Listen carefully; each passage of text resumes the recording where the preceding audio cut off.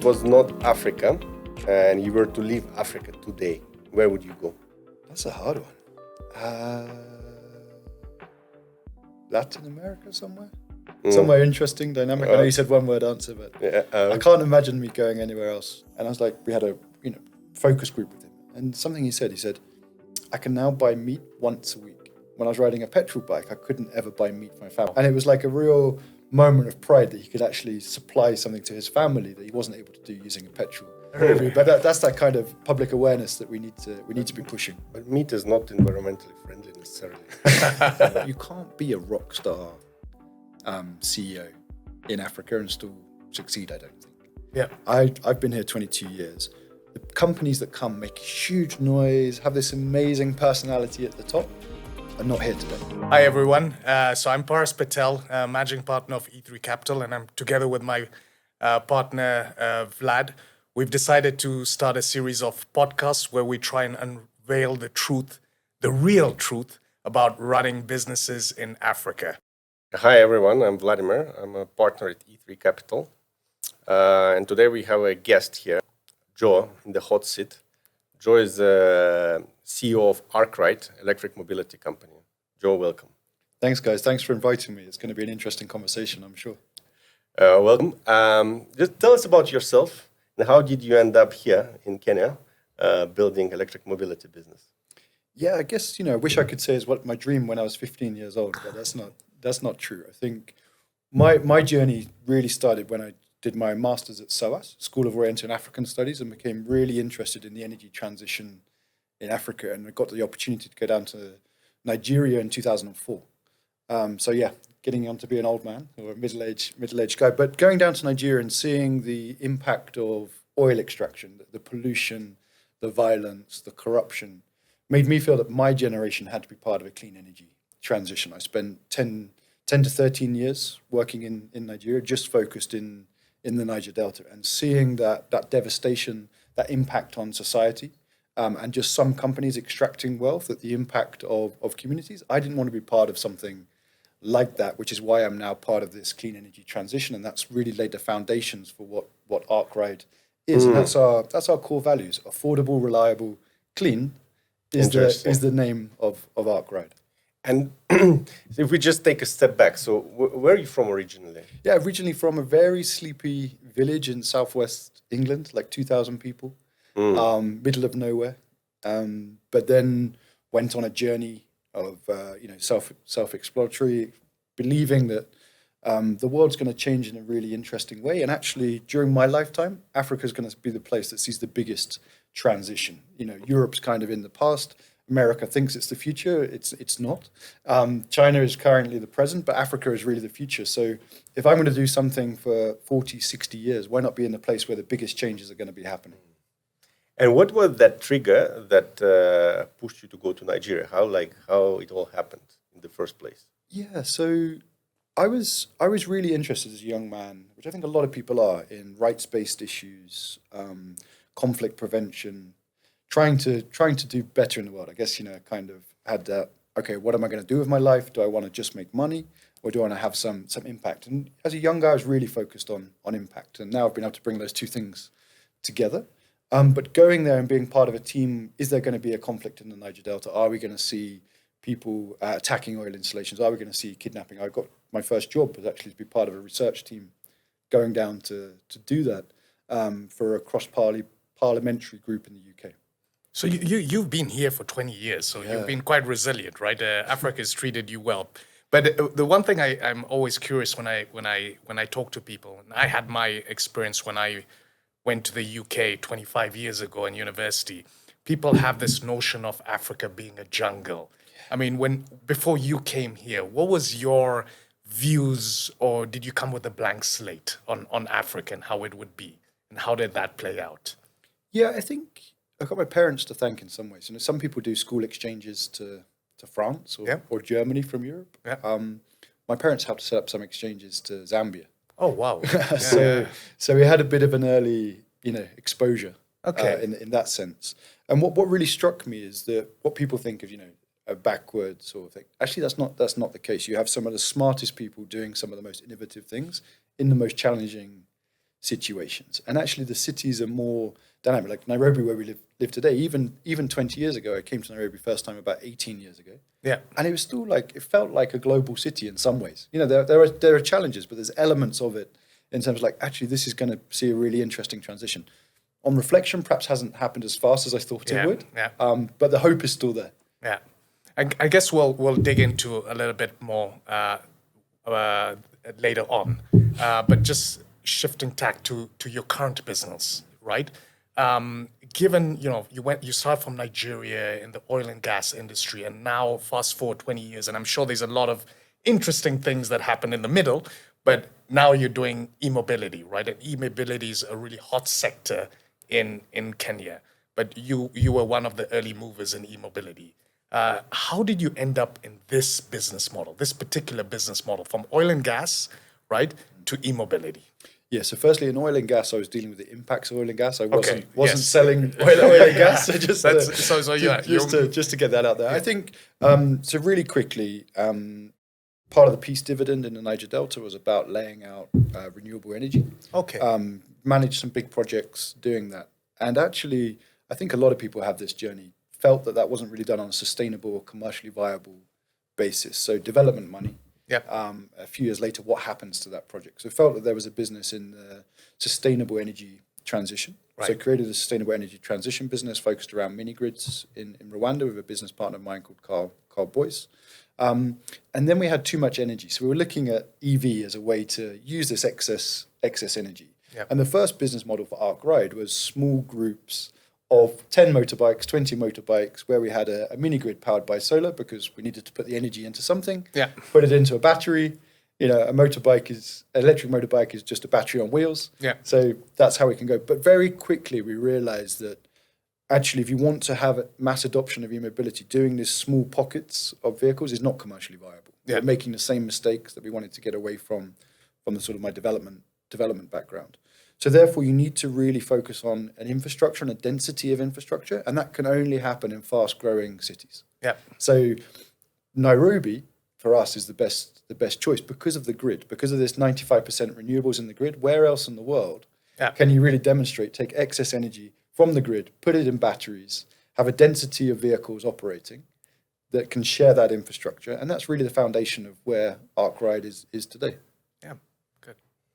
And in terms of your business model, so there are now the whole group of entrepreneurs trying to build these businesses around electric mobility. What is your business model? Our business model very clearly is battery as a service. That's our ambition, is to be the number one battery as a service business across rapidly growing African cities. We believe our solution only works for cities above about 750,000 people because we need at least 2,000 bikes in the ecosystem.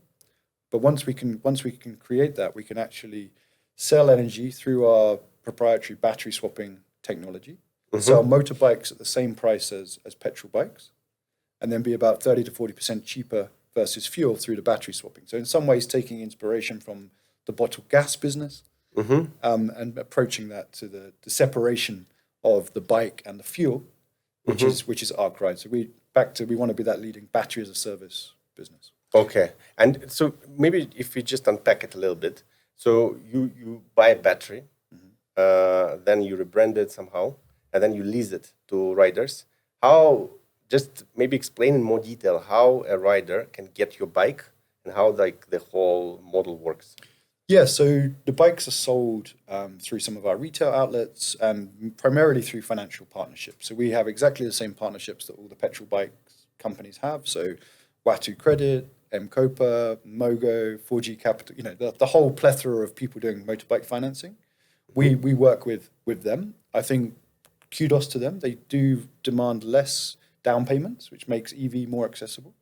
And the daily interest rates are slightly lower. So actually, even though the starting price is the same, so 185,000 shillings in our instance, your actually daily repayments are less for an EV versus the petrol bike. So that's the first part of the business. The second part of the business is the battery swapping or the energy. And that's the big barrier to EV in terms of how do you actually make sure that you can have enough batteries in an ecosystem to swap. And that's what we've done. We've gone infrastructure first. So we have nearly 100 battery swapping sites in Nairobi already before we even really started launching and selling our bikes. We didn't say, okay, how do we build infrastructure at the same time as we put bikes on the road? We went infrastructure first. So that's a risk. Yeah, that's actually quite interesting because we often, Vlad and I, we've been looking at the EV space since 2017, right? We didn't make an investment then because we thought it was way too early. And I think right now, or probably a year ago, was the right time. The one question we constantly debate is the chicken and the egg question, right? What comes first, the bike or the charging infrastructure? Because you need to build, you need to take a gamble on one versus the other, right? And it's interesting that you've gone the charging infrastructure, but that means your investors and shareholders are a lot more patient with you. They have to be more patient with you. Maybe just switching tacks a little, who are your shareholders? Who are your investors? And what are they looking for? Yes, we've been very lucky in terms of having strategic investors rather than just strategic capital investors. And what do I mean by that is that we have our primary backer and shareholders, a company called Musashi Sumitsu out of Japan, a listed company. They produce, I think it's around 1/3 of the world's gears and differentials. Okay. So they're like nearly, I think, 80-year-old tier one OEM that's looking to transition to EV. They're in 36 markets around the world. So we met them at an interesting point where they were looking to get to EV and looking to move into Africa, which was the only continent they didn't have a presence. So we've created a really strong strategic partnership with them. And that's enabled us to think about the long-term transition. They're multi-billion-a-year turnover business, looking for building for the long-term strategic value of EV in Africa, which is going to come just purely because of the demographic shift that's coming. They made a lot of their money in Asia over the last 30, 40 years, seeing the uptake in personal mobility, scooters, which we don't really have in Africa. So they've seen that transition, but they believe that the demographic tipping point is happening here. Lots of young people needing to move around cities and terrible transport systems. Yeah. So two-wheelers should come. Yeah. So that's kind of the long-term view. So we met at the right time. And it's an interesting story. And so we actually got them to invest during COVID. Oh, wow. So I had a meeting with them every Thursday for 18 months. And we never met, and they made the investment, which I really respect them for. And it's very non-Japanese. I don't think they'll mind me saying that. Yeah. But the fact that they took a risk on a startup, wrote a check without actually physically meeting was an incredible moment for us. Yeah. Good. And then in terms of some of our other shareholders, backed by Car and General here, which have a really strong footprint in the automotive and just vehicle distribution center, and then Watu Credit, which is a major financier of vehicles. So we've been really lucky. All of our investors add strategic value, not just capital, from an actual business perspective rather than just an ideas perspective. Yeah. So coming back to the business model, so it's so a rider goes to one of the shops using financing to buy an electric bike, which is cheaper. Then he rents a battery through battery swapping technology and saves, every day saves money on service and on petrol cost, right? Compared to a petrol bike. So seems like a no-brainer. However, we can see it's not really scaling very quickly. Yeah. What's in your view are the main challenges for electric mobility, despite the relatively simple business model and quite clear savings for riders? I think, to be really honest, and we're including this, the industry hasn't developed the right product yet. We think we've just cracked it with our latest version of the bike, but that's 3 years, fourth version of the bike and battery. So to actually have a product that's scalable because it's robust enough, gives enough kilometers, is actually a direct replacement for a HLX 150 or a Bajaj 150. The first generation of EVs had issues. People were using hub motors. People weren't speccing the shocks to be strong enough. There wasn't enough charging infrastructure. So you had range anxiety on one side, and then actually product quality on the other side. And what I think you're seeing now is there's companies like us that have actually been through that learning journey, made those mistakes, that are now ready to scale. And the other thing is actually, how do you scale? How do you build assembly facilities to scale? How do you get enough capital to back you to be able to do 100 bikes a day type ratio? Because it's the supply chains that do take a long time to build the supply chains, which is also another factor. It's very easy to bring in 100 bikes, assemble them, manually and then try and sell them and sell this sexy version of you're going to save 40% a day. That's true. But how do you turn that pilot into a sustainable business from having enough batteries in country, enough infrastructure, your supply chain coming through, big enough and quality assembly, QC processes. These are the things that we've all been learning to put in place. And Arkwright is now at that tipping point to scale. And I think some of the other players are getting there. But we've all been spending the last 2 or 3 years making mistakes and putting those systems and processes in place. Yeah, I guess to pick up on Vlad's point, right? If we focus on the rider, right? So I mean, it's a no-brainer around the value proposition, at least where we're sitting. Do you think riders are aware, or is it because? I mean, surprisingly, in the last 6 months, I've just seen EVs everywhere, and I don't know because I'm subconsciously looking for them, or they're actually a lot more present, right? But is there awareness within the boarder community that there is a saving? Yeah. I think that, as an industry as a whole, we've definitely got an educational job to do. When the first bikes came out, they were more expensive than the ICE bike. So there is this perception that we've also got to get over that, an EV bike costs 20 or 30,000 shillings more, and you can actually make the money back over the life cycle of the bike. And I think that was, as an industry, we all made that mistake because we were trying to sell long-term cost of ownership savings rather than direct savings up front. And that was a real barrier to... Which is what they care about, right? It's daily, what do I get today in my pocket is really that driver. And what's really exciting for the industry as a whole, not just us, is that the bikes are actually at that tipping point where that daily saving from day one can actually happen. So I think we're just at the bottom of this curve that's going to go up. And then actually just the motorbike industry as a whole has taken a real hit. You've gone from 20,000 units a month being sold in Kenya down to a few thousand units a month because of FX issues, the broader economic issues. But what we're seeing is that there's actually a whole load of people that want to buy bikes. Supply issues has also been one of the reasons why there's not so many on the road. Us and our competitors can't make bikes quickly enough at the moment. So I really think this demand is building, the cost is there. So watch this space. A year from now, I think you'll see exponential growth. I'm sure. And apart from the savings, do you think the riders care about anything else? I want to say yes. I really want to say yes. We've done a lot of rider engagements, things, and obviously at a human level, they care about the environment, they care about the society they're operating in. But bottom line, the bike they're going to be buying is driven by the pocket. And I think that's where this moment of mass adoption is coming. If you can put 200, 300, 400 shillings extra a day into a guy's pocket, you're suddenly making a personal impact. Just a little side story, we had a rider that took one of our bikes, and I was like, we had a focus group with him, and something he said, I can now buy meat once a week. When I was riding a petrol bike, I couldn't ever buy meat for my family, maybe like special occasions. But now it's something that we can, and it was like a real moment of pride that he could actually supply something to his family that he wasn't able to do using a petrol. Like maybe we should put that on a big poster in their review. But that's that kind of public awareness that we need to be pushing. But meat is not environmentally friendly necessarily. Balances. Cannibalizing your own impact. But I think in Kenya you have to respect. If you want to eat, you've not eaten unless you've eaten. What's interesting? So Paris and I, we visited so many entrepreneurs in different countries doing electric mobility.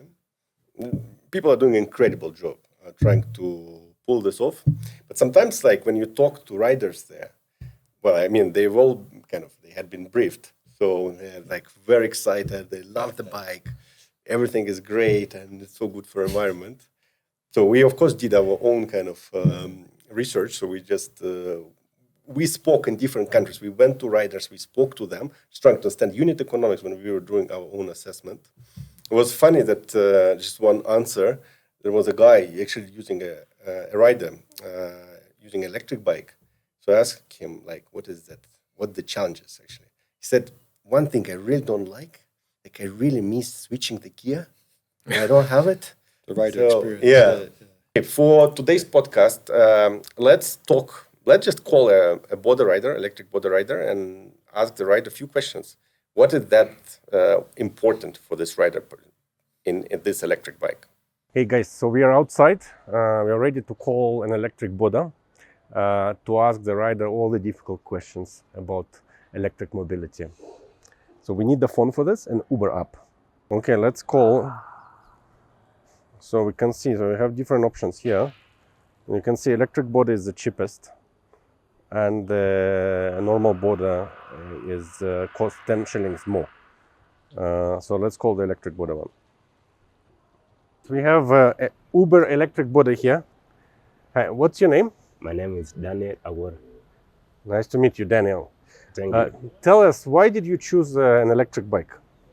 It is more reliable than the other motorbike. And for how long you've been using it? For 8 months. 8 months? Yeah, And how has your experience been? it has been good. Good? Yeah, Are you saving any money, or why did you choose electric bike? it makes me to save a lot than the other motorbike. Like how much roughly per day? I save almost 3,000 a day when there is no business. Oh, really? Yeah. Okay, that's interesting. Thank you. And so what is the model of this bike? Is it Arkwright? Yeah, it is accurate. How is the performance of the bike? The performance is good. Uh-huh. Yeah, in the battery section, Mhm. that is where it is good. Okay. So, yeah. And what are the main challenges? Challenges is when you are at road, maybe the challenges is maybe the batteries are shortage. We are men. Batteries. So there is no enough batteries. Yeah. Okay. Sometimes you fail to get, but most of the time we have it. How often do you get stuck without power? No, once a while, Once in a while. not every time. Okay, understood. And do you own this bike? Yeah, it's mine. It's yours. I pay in bulk. And how much you're paying per month roughly? If I pay a week 3,000, so per month is around 12,600. 12,000. Yeah. So if someone wants to buy a bike today in Nairobi to Yeah. work as a border rider, would you recommend to buy a petrol bike or an electric bike? I would recommend him so much to buy an electrical bike. Okay, that's good. And do you know also that electric bikes are better for environment Yeah, because they produce less CO2? yeah, Are you familiar with the concept of climate change? yeah. I'm familiar. What is it? When you use maybe exhaust to the environment, it is not good. Okay, I Yeah. see. All right, thank you very much. Welcome. Okay, so here we go. The rider only cares about savings mostly, and the biggest challenge that there is not enough charging stations or swapping stations. I think that's an industry issue. We've got to do a much better job on educating our riders, our swapping infrastructure. What's been amazing for us over the last just 10 weeks is that we've gone from 50 stations to 96 stations. So we've been having a lot of strategic partnerships with, petrol companies, cafe chains, garage networks. So we're actually now, we have one of our swapping stations every 3 kilometers in Nairobi. Oh, wow. Already. Yeah. We have another 88 cabinets arriving. So we'll be down to every two kilometers. So we completely agree that this is an issue, and we've actually put our money where our mouth is and addressing that. And we're also setting up in real dense areas what we call charging hubs. So these charging hubs will have around 150 batteries. So we never actually run out, and people can come there, swap, have some basic maintenance on the bike. Yeah. Also providing services, like if a boater rider needs to use the bathroom, we provide that as well, because at the end of the day, these are our customers and people that they want to save money, but we also believe that if you provide good customer service, they'll keep coming back. And the best way to sell or get over the myth that there's not enough charging stations is a guy that's using it every day and can see the charging stations. Yeah. And Joe, does your charging stations allow you to swap other people's bike, or is it locked only to ARC bikes? Yeah, that's a really interesting point. Quick answer, it's a closed system. Okay. For ARC bikes for now. Yeah. However, what's really exciting in the way that we develop the product, that we've developed something called an open canvas. And the canvas is the way that the motor, the controller, and the net sort of speak to each other on a network. And we've created this as an open forum, and I can't disclose today who it is, But we have a large OEM that in August we're going to be launching a pilot bike. Oh, wow. So even though we're not interoperable yet with our competing players here, we now have 3 global OEMs that are launching products with us here. So we have built the product to be interoperable. So if anyone wants to come and use our battery swapping system, they're very open, and we've built it to be open and very easy to integrate into motors and controllers. It takes about 8 weeks to do that integration. So technically we could work with any company, but they would have to adopt our system rather than our system being open to them. That's the route we're going down. And Joe, a question for yourself and other EV entrepreneurs, right? So Vlad and I have often asked these questions, and when we're in forums discussing EV, this comes up quite often, right? Are entrepreneurs in the EV sector reinventing the wheel themselves and trying to do everything themselves?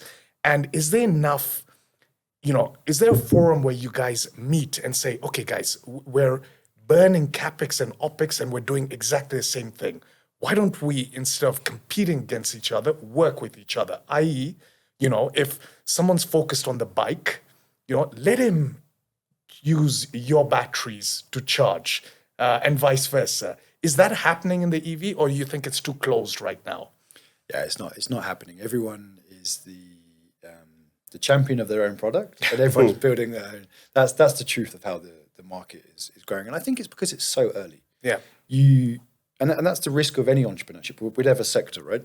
If you're trying to build a product that's in a new market segment, you perhaps have to do more than you initially started, and especially in Africa. Yeah, exactly. You have to build the whole ecosystem. Yeah. Because you can't be reliant on someone else bringing a bike that's going to work with your battery. We have focused on the back end battery as a service business. So I'd say that we've spent probably 60 to 70% of our energy on building the infrastructure, building this battery, not because of the local competitors, but knowing that the big global OEMs are going to be coming. Yeah. So thinking with a vision around partnerships externally, whilst we all compete internally within Kenya to try and build the best products, the best ecosystem. And I think the truth is, none of us are going to be able to build a bike that can actually compete with the likes of TVS, Bajaj, Honda, Kawasaki. The big global motorbike brands. They're just not looking at it, and that creates the opportunity to get ahead of them, and hopefully we might be able to do what's happened in the car industry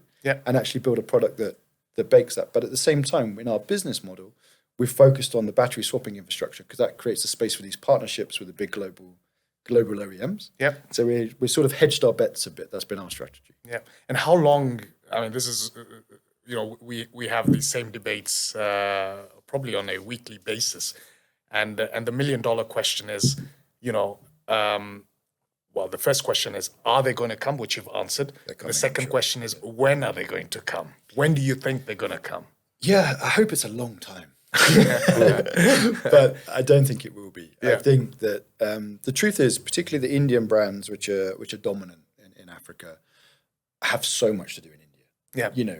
If they're spending multi-billion-dollar investments in EV, the Indian market is on their doorstep. They're developing products for there. So even these big global companies with multi-billion-dollar budgets don't have enough just to address the Indian market. Yeah. And the African market is kind of secondary in that regard. So that gives us, I think, a couple of years wind to create products that are market leading and to give them a good run for their money. I think the Japanese are even further behind. Yeah. Probably be 3 to 4 years, and they've got to see the market grow, more risk adverse. So I think there's a really good window of opportunity, but unless you're in the market now with products scaling, that window is going to close very, very quickly. Yeah. And what about all the, oil and gas companies here? So Total, Shell, Rubis, do you think there is a role for them to play? Because, well, these companies have an amazing kind of, so many petrol stations. So they have, it's a very well developed. Is there a role for them to play? And why I'm saying this, so when we were doing our research, we spoke to some of them and we were trying to understand what their view, because at the end of the day, they have all the capacity to really compete, especially for swapping stations. Mm-hmm. And one of the senior managers, one of the companies basically told us that he doesn't see competition as of now, but when he does, every petrol station will have a battery swapping or charging infrastructure. So I think you already see it playing out. I think what's changed in this space is that the petrol companies, I don't think, make much money from selling petrol. They make most of their money from being real estate operators. Yep, Yeah. exactly. So, they want people to come to these places of real estate. They're creating like these experience places where someone comes, buy some petrol where they make a small amount of money, and they make more money from revenue share from the burger or the KFC or the bottle of Coke. So we have about 25 stations in petrol stations, primarily with Total and Ola at the moment, and we've been engaging through their real estate team. So we're actually just buying real estate on a per square meter basis, the same as anyone else. And we're just an additional partner in there. So I think at the moment, we have this really interesting opportunity to create these partnerships. And then as the industry develops, we'll start talking about energy sales. But at the moment, it's about foot traffic and retail rather than an energy debate. You may think it's like petrol versus EV. And I really don't see it. I see it as companies that want to support the clean energy transition. They have big corporate commitments to be part of the sustainability agenda. They're willing to support EV. We're not seeing any resistance to that. There's not like we want to protect petrol. It's like actually we want to enable this clean energy transition, and this is a small thing we can do. And then commercially, it's about, okay, how much real estate do you want? And this is the price per square meter. Are you willing to pay it the same as anybody? If you are, let's go ahead. Yeah, I also truly believe in that, because it's not their bread and butter doing EV, right? But they have very lucrative real estate where they can rent out, and that's probably the way. And it's a win-win for everyone, right? Okay, Joe, we've talked enough about the business, and let's shift gears and talk about Joe as the person, right? So, Joe, my first question is, in all your years, 20 years in Africa, was there a moment where you say, God, I need to leave Africa and go back to the UK because I've had enough? And what was that moment, and what got you, well, you're still in Africa, so what got you through that? I wish there was only one. But I think it's tough. I think anyone that says trying to build a business here is easy and fun, and Silicon Savannah, come on, just run through the fields of golden investment opportunities. It's not like that at all. And you've got to be robust and really believe in what you're doing. I think one of the moments for me was leaving. The reason I left Nigeria and went back to the UK to have a bit of reflection was the sheer level of just violence. That I was involved in a very violent area. People around me had been killed. And I was like, what am I doing with my life, right? I believe in being part of this transition, but actually people are dying. The corruption is terrible. Why am I doing this? But actually going back to the UK and on reflection, it's like, because I've had that lived experience, because I've seen the impact that oil industry has had on a region, I'm really motivated to be part of that clean energy transition. So actually that worst moment lays the foundation for what I'm doing now. And I think some of the less worst moments, or the process of building Ark Ride, I'm like, it's not as bad as when I was in Nigeria with people dying around me. With this terrible transition, we can make this happen, and we have to keep fighting. So actually, I think that's for any entrepreneur. You use those worst moments in your life. You transition them into moments of strength when you're feeling weak, and it enables you to push on. And I think that's the main message for any entrepreneur, is that just believing in what you're doing. And when everyone else around you is saying it's not going to work, just keep pushing, keep believing, and eventually things will come together. Yeah, absolutely. Joe, you started this business 3 years ago. Knowing what you know now, what would you have done differently? I think I'd have been more inclined to test things in a cost-effective way rather than just trying to get to scale. There was definitely a moment where people were racing to be the biggest. The biggest. And actually, rather than racing to be the biggest, I'd have actually looked at not worrying about the unit economics of the pilot and really focused on quality and market fit. And we got stuck in the middle ground between trying to be keeping up with the competitors in terms of volume, which meant that we weren't big enough to do things at really cheap unit economics. So we ended up paying a slight premium for pilots, which actually in hindsight weren't as great as we thought they were going to be. So I think spending a little bit more on testing different products in parallel, rather than believing you have the right solution, it would actually be something I would do differently. And Joe, I mean, you're a solo founder, right? And there's a lot of school of thoughts whether one founder's better than two founders, and generally it's two founders are better.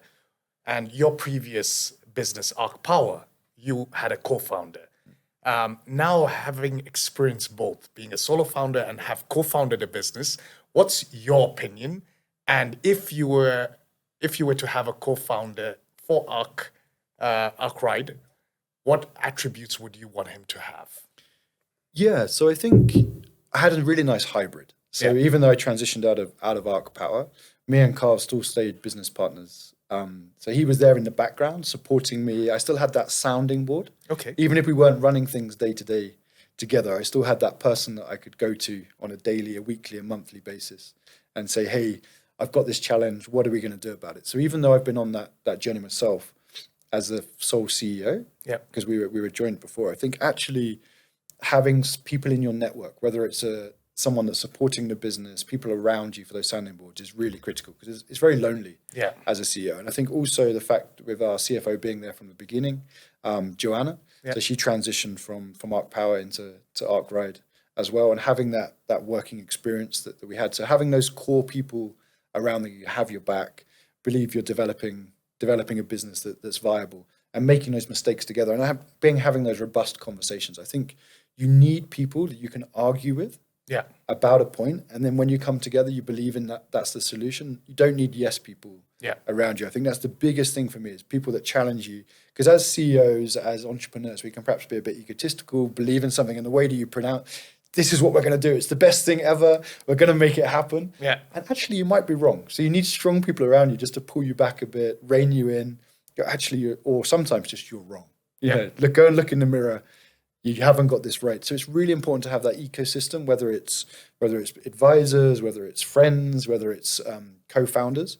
So I think that's the sort of second part of that question. What do you need? I think you need people that can engage at the level that people are not really supporting you. You need people that can pull you down Yeah. and really make you question, am I doing this the right way? How can I do it better? And thinking strategically as well. Yeah. Because as a CEO, you're getting punched in the face daily building a business here. That's just the truth. So someone that can remind you to come up from the weeds and think strategically 3, 6, 18 months ahead is really important to have that balance of people. Yeah. I couldn't agree with you more. It's actually a good point. So we as a VC, we are going through this journey with many entrepreneurs, and we're seeing how hard it is to build a business and how hard it is to build a business in Africa.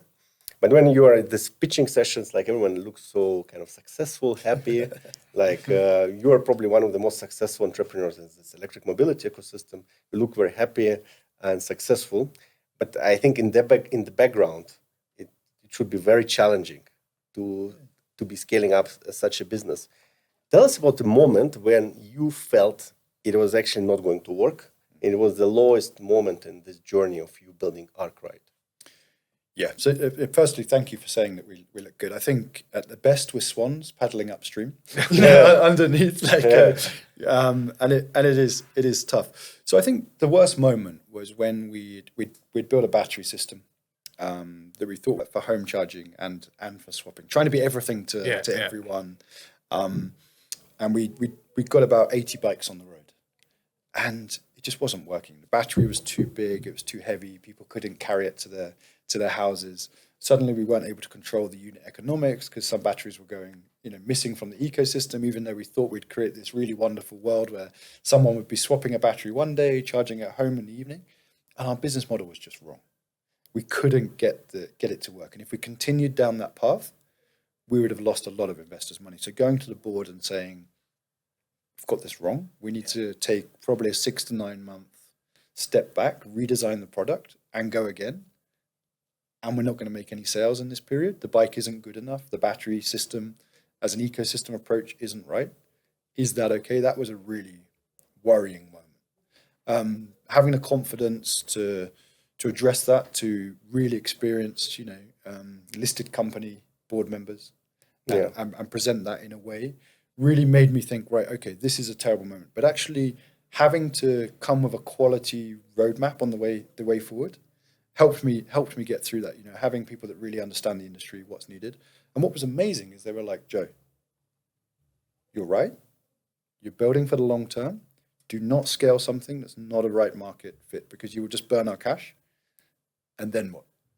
So better to take the hit early, and well done for recognizing it early, rather than going down a pathway that's not truly scalable. And that's where I think I got frustrated as a CEO, because I wanted to be competing with numbers of bikes on the road, these things. But actually, now that we doubled down on this new battery system, the infrastructure, it meant that the strategy was to go infrastructure first, when before we were doing parallel rollout, which is what the other companies have. And the fact we've done that, it means we can now scale, and that's really exciting. Interesting. So you got the business model wrong. You had to go back to your board to say, basically, guys, I got it wrong. I need to redo it. And I think for you personally, it was a very difficult moment. Yeah. And for you personally, what was that kept you going? How you dealt with the stress, and how you handled that? Yeah, so I think it is deeply personal. Yeah. There's probably the answer. We moved a family here, 3 young kids, 100% invested in this, and it had to work. So that sort of determination to turn it around, to be part of it. We were backed by friends and family as well when we started the business, so I had a duty of care to make that happen. Not just the friends and family, but the corporate mentors. They're not just investors; they become mentors, and that sort of personal commitment to make something work really was like, right, let's go again. There's nothing else. There's nothing else that's happening in the world. 100% focus on doing this, and just working hard and slogging it out. I think it's not sexy. It's not enjoyable all the time. You're in the trenches every day. You come and do things like this and make it sound cool, glamorous. You're pitching somewhere.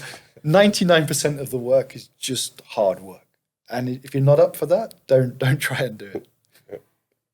I think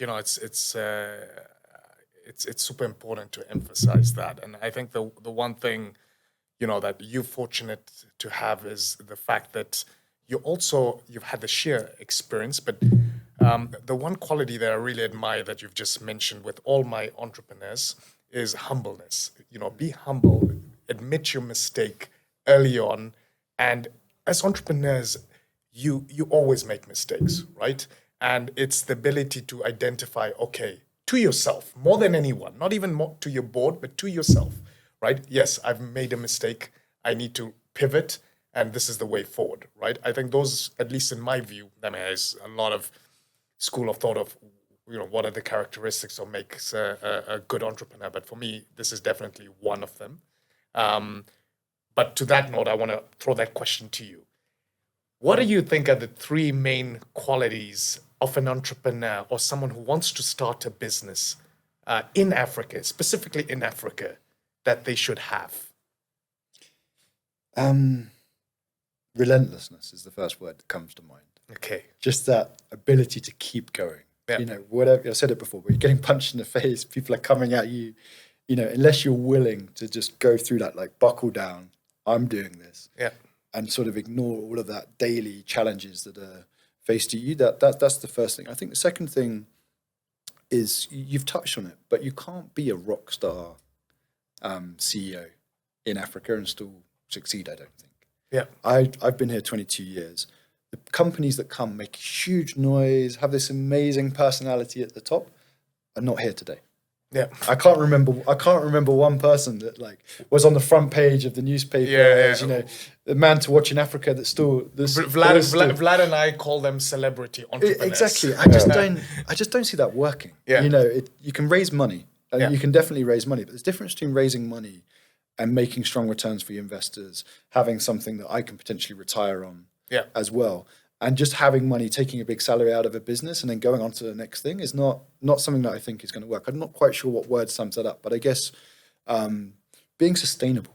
I think that's something in Africa that you really have to do with your business model, is relentless, but making sure the business model is sustainable and viable. Yeah. And then the sustainable and scalable is kind of a really key thing. And I think the final thing to sum that all up is this word that gets thrown around, but I think it's really important, is the grit. Yeah. just gritting it out, you know, Yeah. being whatever comes, believing in it, and still getting up in the morning. I don't know, is it naive optimism? You know, but actually really having a belief that this change is going to come and you can play a small part in making it happen. Yeah. Yeah. I always say that, this is my saying, that entrepreneurship there's a thin line between naivety/stupidity and just relentlessness. Yeah. And it's making sure that you have that fine balance.